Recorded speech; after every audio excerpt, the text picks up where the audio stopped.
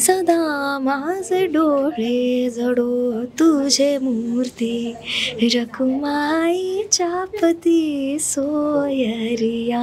कुठून तरी आतून सबकॉन्शियस माइंडली चालू असतं ना, तेव्हा ते वर्क होतं. मी जस्ट बसलेली बघत असताना मला फक्त फील व्हायचं की ही मी आहे आणि मोठी झाल्यावर पण ही मीच असणार आहे. हे मी ठरवून नव्हते करत, माझ्या आतून कुठून तरी वाटायचं आणि देवाने माझी साथ दिली त्यामध्ये. त्यांनी ऐकलं, कारण की त्याच्या गाभाऱ्यात बसूनच पहिला एपिसोड मी बघितला होता. सायमल्टेनियसली सेम फिलिंग आहे आमच्या दोघींची, कारण की मम्मी माझी खूप मला सपोर्ट करते, तिच्यामुळेच मी आज इथे. मी आपली प्रामाणिकपणे काम करते, कष्ट करते आणि बस हे दोघंच मला त्रास देतात. खरं तर याच्यात माझी चुकी काहीच नाही आहे.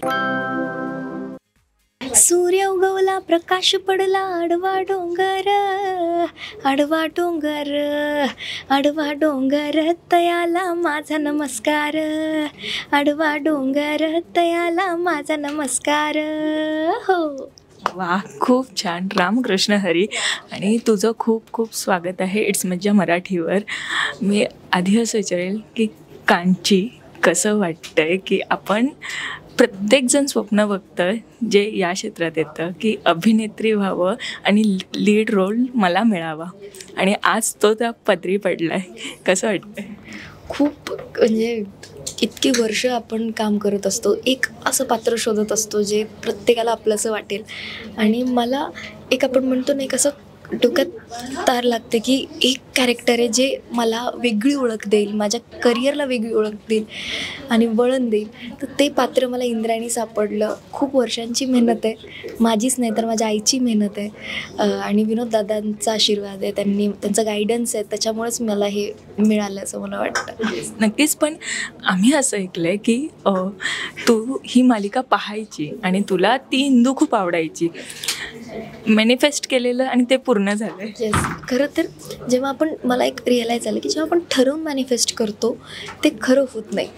जेव्हा हे कुठून तरी आतून सबकॉन्शियस माइंडली चालू असतं ना, तेव्हा ते वर्क होतं. मी जस्ट बसलेली बघत असताना मला फक्त फील व्हायचं की ही मी आहे आणि मोठी झाल्यावर पण ही मीच असणार आहे. हे मी ठरवून नव्हते करत, माझ्या आतून कुठून तरी वाटायचं आणि देवाने माझी साथ दिली त्यामध्ये. त्यांनी ऐकलं, कारण की त्याच्या गाभाऱ्यात बसूनच पहिला एपिसोड मी बघितला होता.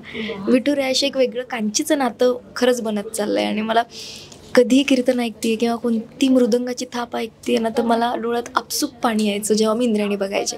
ते गाणं आपलं इंद्रायणीतलंच आहे की सदा माझे डोळे जडो तुझे मूर्ती रखुमाईच्या पती सोयरिया. हे जेव्हा माझं रोज सकाळी मी ते ऐकायचे, त्या व्यंकू महाराजांचा एक ऑरा, त्यांचा आवाज, ते इतका पुलकीचं मला कांची म्हणून वाटतं ना, त्यामुळे इंद्रायणी मला फार माझी वाटते. मला काही वेगळं करायचं गरज पडत नाही, मी तिथलीच वाटते. त्यामुळे मला खूप वेगळं काहीतरी फिलिंग आहे. काम नाही आहे माझ्यासाठी, हे मी जगती असं मला वाटतं. छान वाटतं. पण हे ऐकून सगळं, पण छोटी इंदू होती ना, तिची एक छटा तुझ्यात दिसते.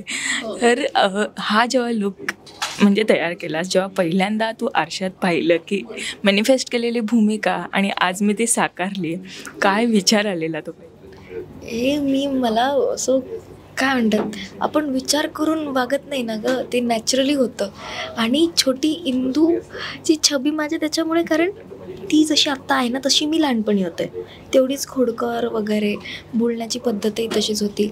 पण कॅरेक्टर म्हणून तिच्या काही लकपी मी एपिसोड्स बघायचे. तिची बघण्याची स्टाईल, हाय मायो हे करणं, असं करणं, मग ते करणं, हे सगळं मी कॉपी करत गेले होते तिचं आणि बघत होते. तिच्यासोबत राहिले काही दिवस, कंटिन्यू तिला विचारलं नाही की बाळा तू काय करते वगैरे, कारण की ती ठरवून करत नव्हती. त्यामुळे मी बसून फक्त बघायचे त्याच्याकडे की नेमकं करते काय जे लोकांना आवडतंय. मला कळलं आहे, पण आता ते करत करत करत करत लोकांना दिसेल की नाही, हे तिने अभ्यास केलेला आहे, हे छोट्या इंदूचं घेतलेलं आहे, ते हळूहळू होईल. मला असं वाटतं लोकांना पण ॲक्सेप्टन्स त्याचा. पण ती माळ गळ्यात घातल्यावर आणि ती विणा हातात आल्यावर कांचीच्या मनात काय थॉट आले आणि किती ब्लेस वाटले? एक पॉईंट येतो आपल्याला जेव्हा आपण ब्लँक होतो की कळतच नाही की काय, म्हणजे काय फील काय होतं हे समजायला आपल्याला काही मिनिट्स जातात. तर हा जो क्लिक तुम्ही बघता ना, हा तोच क्लिक आहे. डोळ्यात पाणी आहे इथे. दिसेल तर.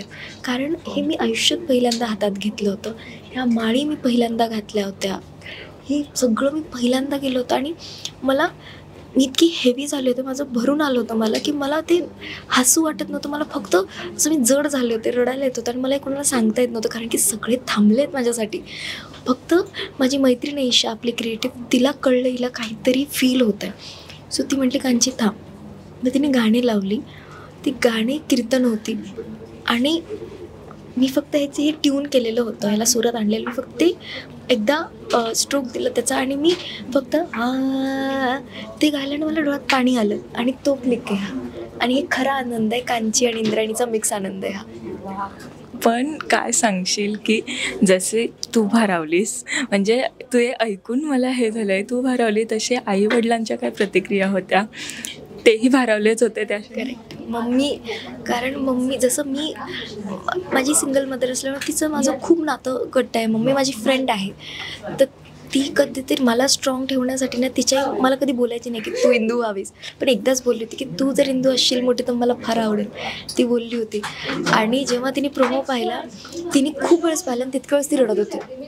मम्मी तितक्या वेळेस ती रडत होती की बेस्ट, सगळ्यात भारी आणि सगळ्यात खरं पात्र माझ्या मुलीला मिळालं आहे. कारण की ती स्वतः व्यंकू महाराज, आनंदीबाई, ह्या सगळं पात्र, छोटी इंदू तिला खूप जवळचे येते आणि तिलाही सायमल्टेनियसली सेम फिलिंग आहे आमच्या दोघींची. कारण की मम्मी माझी खूप मला सपोर्ट करते, तिच्यामुळेच मी आज इथे.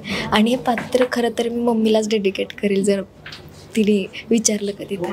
पण मगाशपासून आपण छोटी इंदू सांचीबद्दल बोलतोय. तिला पहिल्यांदा भेटल्यावर दोघींमध्ये काय गॉसिप्स झाले आणि किती मस्ती झाली? गॉसिप्स नाही, पण मस्ती खूप आहे. म्हणजे ती हळूच येते, पिन मारते आणि जाते एकदम हळू. हो, खूप. ती म्हणजे एकदा काय मी म्हटलं, आणि ती मजा घेते आपल्याला कळणारी नाही, आपली मजा घेऊन गेली ती. सेटवर सगळ्यांची मजा घ्यायची ती आणि कोणाला कळायचं नाही ती मजा घेते. नंतर अशी करायची, मोठी इंदू हे करणार करते सेटवरती करते, खूप मजा करते मी तर. कारण आता म्हणजे वातावरणच गावाचं असल्यामुळे सेटचं की एक फील घेते मी की मी इथली आहे, विठूची वाडी आहे आणि मी इंद्रायणी आहे. मी फिरताना इंद्रायणीसारखीच फिरते सेटवरती आणि सगळे मला इंदू इंदू इंदू इंदू तो फील देतात. त्यामुळे मला असं वाटतं की हे माझं घर आहे आता 1-1.5 वर्ष. त्या सेटवरचं वातावरण एकदम वेगळं आहे. किती छान वाटतं. छान म्हणजे आपण मुंबई, पुणे हे कंटिन्यू कामामध्ये पळत असतो गं, आपलं माइंडसुद्धा पळत असतं. पण जेव्हा शेतात जातो, गावाकडे जायला लवकर मिळत नाही. आणि आमचा सेट पूर्ण गाव आहे ना, एक मंदिर आहे गावाचं, एक वाडा आहे, आम्हाला शेत आहे खेळायला, झाडं आहेत, विहिरी आहेत, त्यामध्ये दगडं टाकत बसतो आम्ही जेव्हा ब्रेक मिळतो. तर हे थेरपी असल्यासारखं आहे. अगेन मी तेच सांगते की हे काम वाटत नाही, it's a therapy for me. आणि माझ्यात कांची म्हणून खूप बदल होतात. खूप छान वाटतं सगळं ऐकून. पण मी ना मगाचपासून ऐकते की खोडकर आहे कांची, मस्तीखोर आहे, आम्हाला त्रास देते सेटवर, म्हणजे हे कंप्लेंट्स केल्या डायरेक्ट. त्याबद्दल काय सांगणार? जे तुझे 2 मित्र आहेत ना, ज्या आम्हाला ऑनस्क्रीन दिसतात, आता ऑफस्क्रीन त्यांच्यासोबतची गट्टी कशी? हे खोटं आहे, मला न्याय द्या. हे खोटं आहे, हे सगळं त्यांचं आहे. ते करतात, मला त्रास देतात. मी बिचारी अजिबात काहीच करत नाही. मी फक्त प्रामाणिकपणे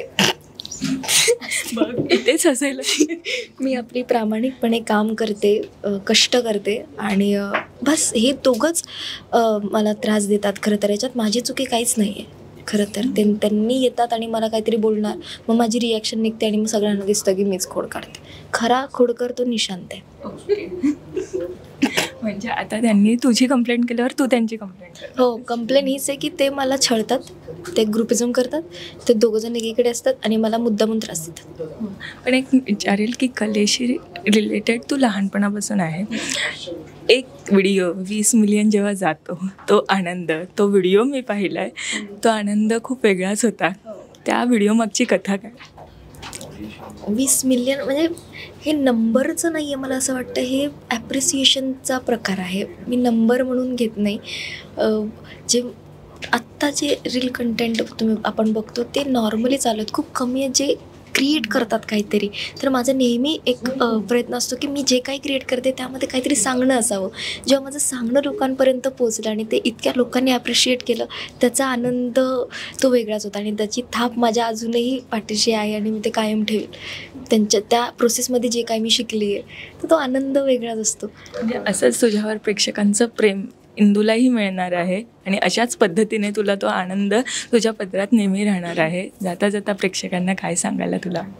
हेच की छोटी इंदू मोठी झाली आहे, आता तिच्यात बदल झाले आहेत, ते बदल आपल्याला मान्य करावे लागतील. छोट्या इंदूला जितकं प्रेमाने तुम्ही बघत होता त्याच प्रेमाने आता मोठ्या इंदूलाही बघावं लागेल.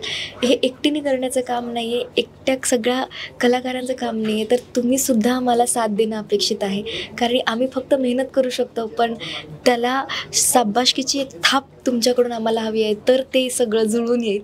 आणि तुम्ही प्रेम करावं माझ्यावरती मोठी इंदू म्हणून एवढीच अपेक्षा आहे. आणि पाहत राहा Indrayani. Thank you so much. Ramkrishna Hari. Marathi मनोरंजन सृष्टीमधील मालिका, चित्रपट, नाटक तसेच कलाकारांबद्दलच्या नवीन अपडेट्स जाणून घेण्यासाठी नक्की सबस्क्राईब करा इट्स मज्जा मराठी या आपल्या नवीन यूट्यूब चॅनलला.